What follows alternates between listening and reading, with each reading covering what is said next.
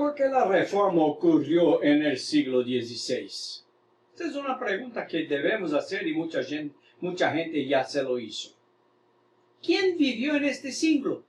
Entender los personajes que vivieron en el siglo XVI nos va a dar a entender, nos va a dar condiciones de entender por qué fue posible la reforma en el siglo XVI. El primer de ellos que tenemos que conocer es Hernán Cortés, que muchos de nosotros ya hemos oído hablar de él.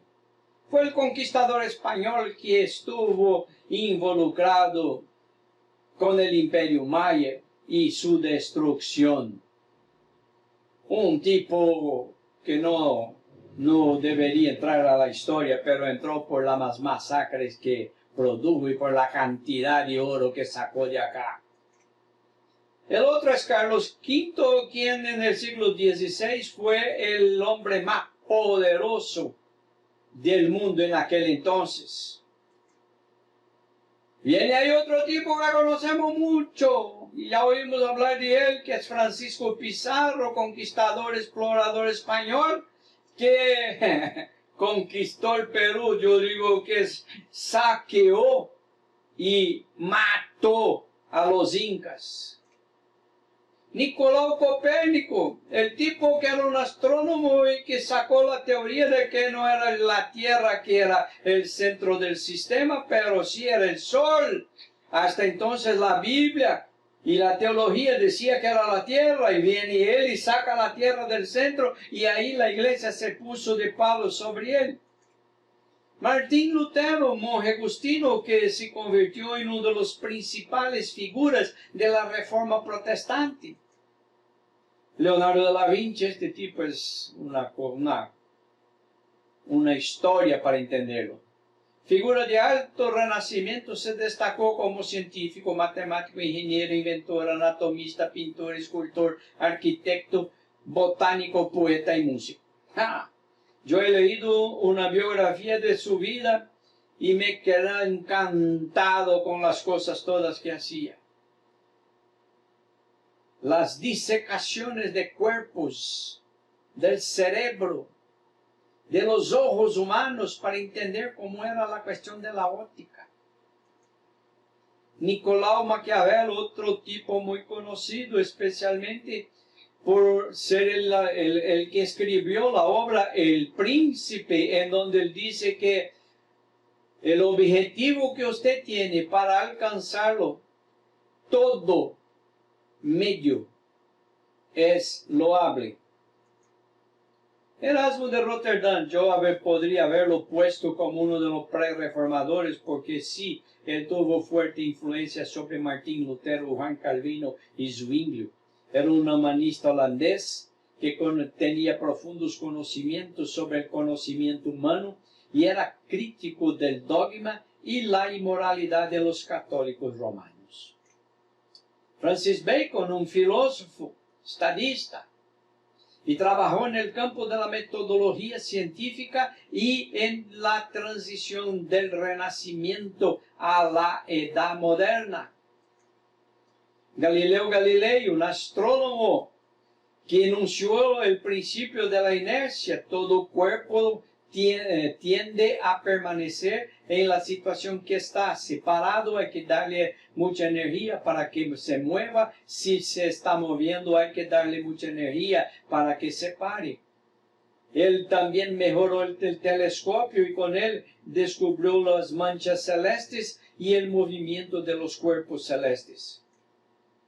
Ignacio de Loyola, mi Padre del Cielo, este tipo es fregado. Es el fundador de la Compañía de Jesús, la orden de los jesuitas. Ellos estuvieron en todos los movimientos de conquista y colonización de América Latina. Estaban por detrás de casi todas las escuelas que se fundaron en América Latina y en Brasil y en la América hispana. Y él fue uno de los que apoyó profundamente la Contrarreforma. Son conocidos también como soldados de Cristo. Ahí viene John Knox, de quien ya hablamos cuando hablamos de los pre-reformadores y que hizo una reforma religiosa y educacional en Escocia. Ahí viene Juan Calvino, profesor francés, teólogo, y él hizo su reforma a partir de la ciudad de Ginebra. Miguel de Cervantes, que muchos de nosotros ya hemos leído su obra máxima, Don Quijote, que es considerada la primera novela moderna. Zwinglio, teólogo suizo, que empezó su reforma a partir de Zúrich. Michelangelo, otro pintor y arquitecto, poeta, que tuvo en el Renacimiento italiano, uno de los mejores representantes de las bellas artes de la época y hasta hoy es celebrado como un tipo perfeccionista en las cosas que hizo. Los cambios y transformaciones provocaron cambios en la mente de los europeos y una parte de ellos fue cristiano renacentista. La monarquía inglesa y francesa tuvo una seria contracción económica y estaban en proceso de deterioro. El sistema feudal quedó obsoleto y el uso del papel, ¿te acuerdas de lo que habíamos dicho de Gutenberg con su prenta de título de tipos móviles? Aseguró que las ideas se mantuvieran indefinidamente. El siglo XVI fue una época de crecimiento demográfico, revolución impresa, auge del capitalismo, reforma y contrarreforma, estados-nación, etc. En el ámbito económico hubo un gran avance con el surgimiento de los bancos, la riqueza de las tierras descubiertas, notablemente América. También hay que considerar la diversidad geográfica y los diferentes modelos de desarrollo económico con modelos productivos exitosos. En el siglo XVI tuvo las entidades políticas más poderosas que fueron las dinastías monárquicas construidas por bodas, herencias o conquistas.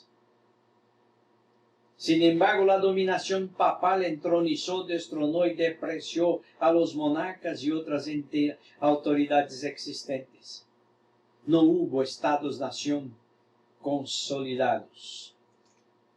Casi toda la población de Europa Central, Meridional y Occidental vivía en comunidades rurales. Las hermandades representaban una élite religiosa y los gremios otra dimensión importante de la organización social en las comunidades urbanas.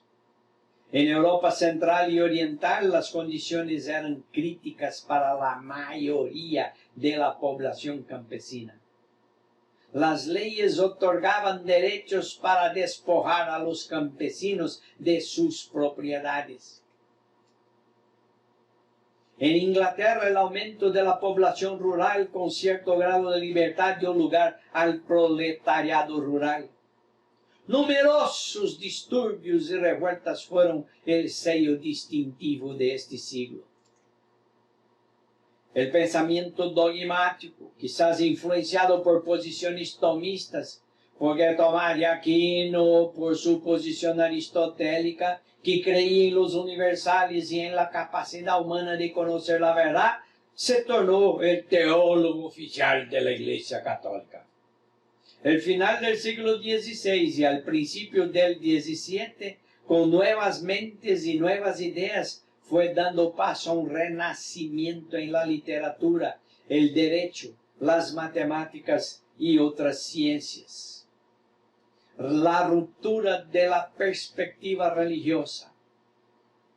La diversificación del conocimiento generó incertidumbres y cambios. Sin haber cambios no hubo la reforma. Hubo un intercambio entre creencias auténticas, prejuicios y valoraciones cínicas de intereses personales o grupales. Muchos de los reyes que apoyaron la reforma lo hicieron no porque estaban convencidos de la novedad teológica y de la verdad de la nueva teología propuesta, pero sí porque esto le traería ganos económicos y políticos. En términos religiosos, la tolerancia y la libertad de creencias siguieron caminos distintos. Volvemos a un punto que yo ya les hablé. La reforma no ha sido solo eclesiológica, solo en la iglesia. La reforma ha sido producto de un revuelo que se dio en la sociedad, en la economía, en la filosofía, en la cultura, en todos los aspectos. Y la iglesia estaba en esto. Y la iglesia cambió. Cambió porque la sociedad estaba cambiando, pero cambió y su cambio interfirió en el cambio de la sociedad también. Y este es un punto muy importante, hermanos y hermanas. La iglesia es del mundo, vive en el mundo, pero no pertenece a este mundo. Pero su vida en este mundo recibe influencias. ¿Te acuerdas del video sobre la forma y la esencia? Recibe influencias del mundo, las trabaja, pone en ellas valores del reino y actúa en el mundo de manera a cambiar el sistema, la política y las injusticias que en el mundo existen. Que Dios nos lo bendiga y haga con que nosotros como ministros del Evangelio y como miembros de la iglesia hagamos diferencia en el mundo. Amén, hermanos.